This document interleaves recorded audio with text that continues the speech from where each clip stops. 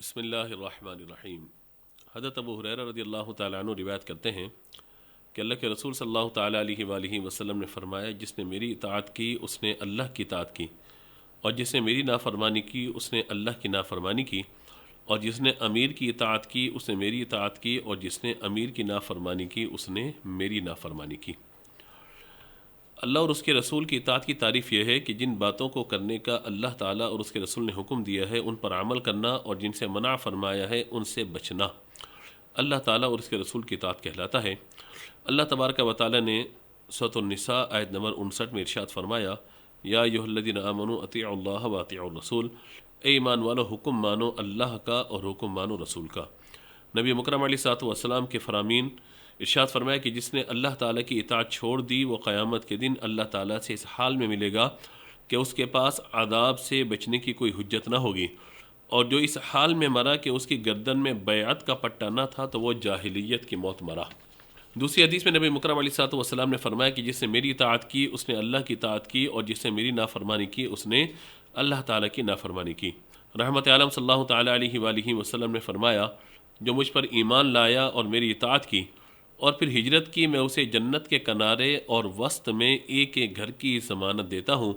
تو جو یہ کام کرے اور نہ تو خیر کا کوئی موقع ہاتھ سے جانے دے اور نہ ہی برائی سے بھاگنے کا کوئی موقع گنوائے، تو یہی اس کے لیے کافی ہے، وہ جہاں چاہے مرے۔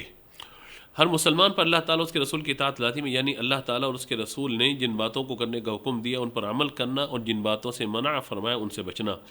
نبی مکرم علیہ الصلوۃ والسلام نے فرمایا کہ اطاعت کرنا ایسا ہے، یعنی میری اطاعت کرنا ایسا ہے جیسے اللہ کی اطاعت کرنا، اور نبی اسی کام کا حکم دیتے ہیں جو اللہ کی طرف سے آپ علیہ الصلوۃ والسلام اور آپ علیہ الصلوۃ والسلام کی امت کے لیے مشروع فرمایا۔ لہذا آپ علیہ الصلوۃ والسلام کی چیز کا حکم دیں تو وہ اللہ کی طرف سے مشروع ہوتا ہے، چنانچہ جو آپ علیہ الصلوۃ والسلام کی اطاعت کرے گا وہ اللہ کی اطاعت، اور جو آپ کی نافرمانی کرے گا وہ اللہ کی نافرمانی کرنے والا ہوگا۔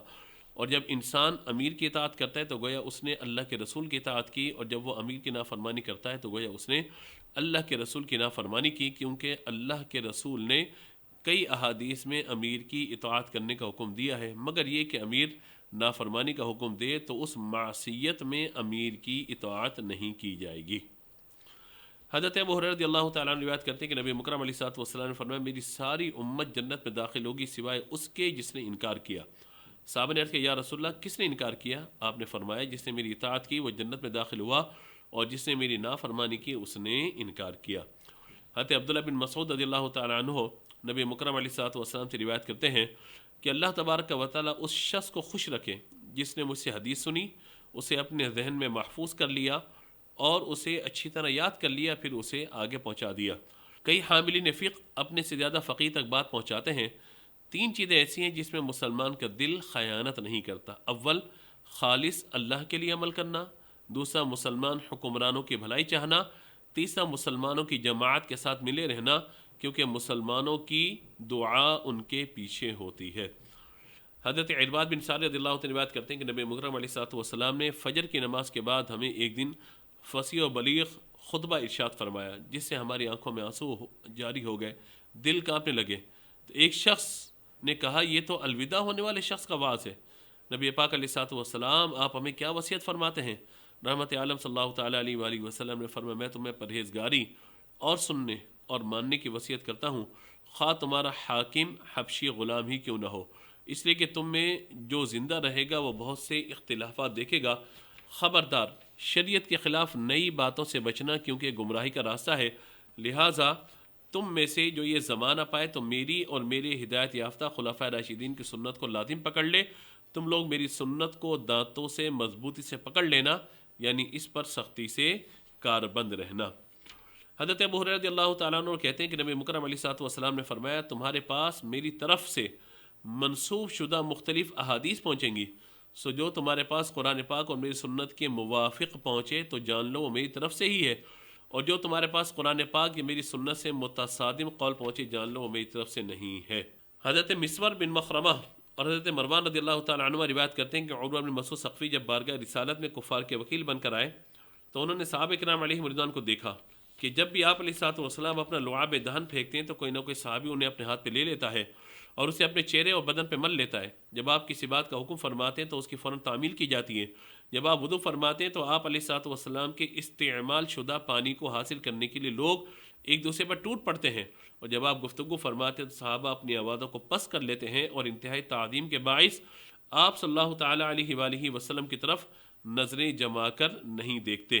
جب یہ واپس پلٹے تو انہوں نے کہا کہ اے قوم، اللہ رب العزت کی قسم، میں عظیم الشان بادشاہوں کے درباروں میں وفد لے کر گیا ہوں۔ میں قیصر و کسریٰ اور نجاشی جیسے بادشاہوں کے درباروں میں حاضر ہوا، لیکن خدا کی قسم میں نے کوئی ایسا بادشاہ نہیں دیکھا کہ اس کے درباری اس کی اس طرح تعظیم کرتے ہوں جیسے محمد علیہ الصلوۃ والسلام کے اصحاب ان کی تعظیم کرتے ہیں۔ لہٰذا اطاعت کا جذبہ ہمیں پیدا کرنا ہوگا۔ یاد رکھیے کہ جب تک ہمیں اس بات کا علم نہ ہوگا کہ نیک اعمال کون سے ہیں، اس وقت تک ان اعمال کو بجا لانا دشوار ہوگا، اور یہی اطاعت کا سب سے بڑا رکن ہے کہ اللہ تبارک و تعالی اس کے نبی علیہ الصلوۃ والسلام کے بتائے ہوئے نیک اعمال کو بندہ اختیار کرے۔ اسی طرح برائیوں کی معلومات بھی حاصل ہمیں کرنی ہے تاکہ برائیوں سے بچ سکیں۔ اسی طرح اطاعت گزاری کا جذبہ نیک لوگوں کی صحبت سے بھی حاصل ہوتا ہے کہ وہ بندے کہ جو اللہ اس کے رسول کے اطاعت گزار ہیں، جب بندہ ان کے ساتھ بیٹھتا ہے تو اس میں اطاعت کا جذبہ بیدار ہوتا ہے۔ اسی طریقے سے ہر معاملے میں شریعت کو ملحوظ رکھنا یہ بھی اطاعت کی طرف لے کے جائے گا۔ اسی طریقے سے اطاعت کی راہ میں حائل اسباب کو بھی ہمیں دور کرنا ہے۔ جب وہ اسباب دور ہو جائیں گے تو اللہ تبارک و تعالی اور اس کے فضل و کرم سے ہمیں اللہ اور اس کے رسول کی اطاعت کی توفیق بھی نصیب ہو جائے گی۔ اللہ تعالی ہمیں عمل کی توفیق عطا فرمائے۔